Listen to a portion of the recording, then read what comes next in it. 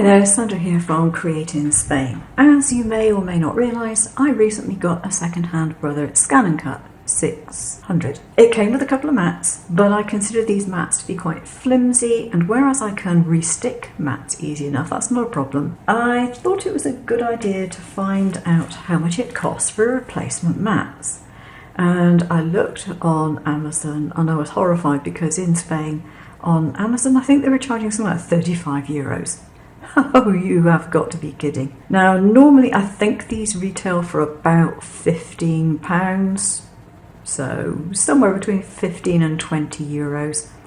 At the moment, I couldn't find very many for sale, but that may well just be because of the virus and all the rest of it. But even then, I'm not keen on spending that much on a mat. I just don't normally do that. I thought it would be a good idea to see if I could actually work out a way of doing this mat without the cost. Here's my version. As you can see, it has all the markings at the top and it has the markings at the bottom. Now you might notice that there are a series of dots missing. I'll put this around here so you can see. There's a series of dots missing, which is normally along here. In actual fact, when I did my design, I did include those dots, and then I suddenly realised, what a waste of time, because the machine never sees them. If you watch the mat going through the machine, it never goes over those dots. That's probably some kind of manufacturing code. So I won't bore you with the absolutely gobsmackingly horrible details of trying to get this pattern copied and copied accurately. The mat itself measures, I noted the measurements down, 34.7 by 42.7 centimetres. I'm not sure if that equates to anything in inches, but that's the size in centimetres, and centimetres is what I work in. Eventually, what I've come up with are two strips of card which have the designs cut out, and they're basically card stencils. Problem solved. All you have to do is to line this corner up with the bottom edge, so the bottom left edge, so it lines up on that side, and this one you line with the top right edge. You align them nicely on the edges of your pre-cut mat, and then you just draw through with a pen. All I used was one of these fine liner permanent markers, and I drew the lines, and while it was still in place, I just filled the gaps in.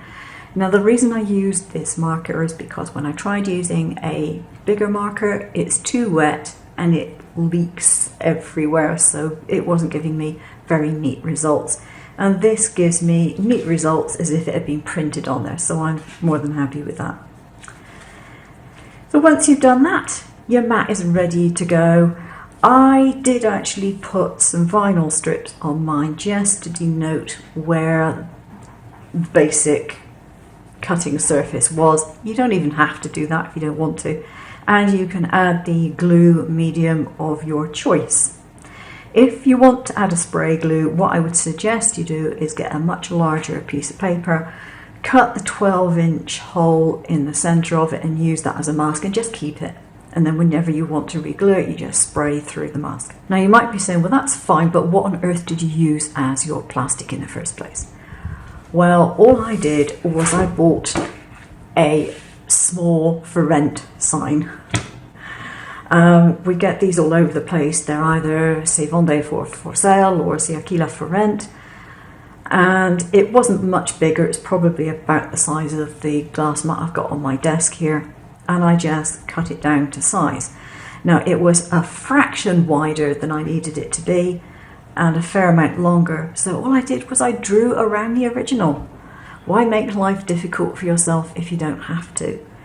And this cost me all of €1.20, so I have a very, very good working mat.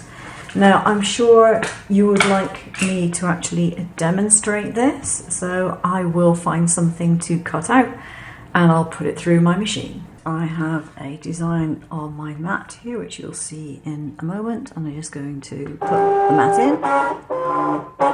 There we go, that's on. And to scan and direct cut, and off we go.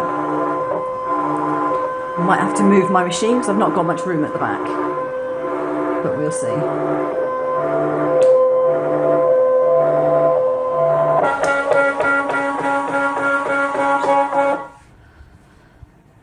There we are, recognising, and okay, make this a lot smaller.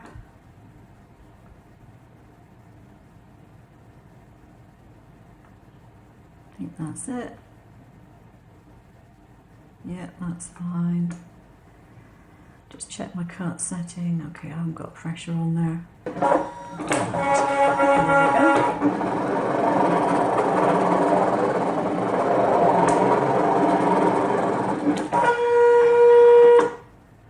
One perfectly cut design, so that works just fine. So there we go. Now, if you want to do this yourself, first I'm going to give you the file, and I've actually saved the file for you in different formats. I've saved it as an SVG, I've saved it as a shortcut slot file, and I have saved it as an FCM. Now, before you go racing away to make them, let me just advise you of something which you might need to know. Now, if you're using shortcut slot, then the SVG file should be exactly as I intended. If you're not using that, the sizes may possibly be altered. So it's important that you know what size this is supposed to be. So the whole lot grouped is supposed to be 34.7 by 5.4 centimeters. Okay, so if you group everything and you make sure it is that size, then it should be cut out at the correct size, and that will make life a lot easier for you. Because I don't know if it will be a problem if you're cutting it out in a different format. You know, sometimes things change slightly. So check the sizing before you cut it out. But other than that, job done. If you are enjoying my videos, please like, subscribe, and leave comments down below. I also had a Ko-fi page if you want to donate to my channel to help me keep going and provide me with some more supplies. And I'll see you again soon. Take care now.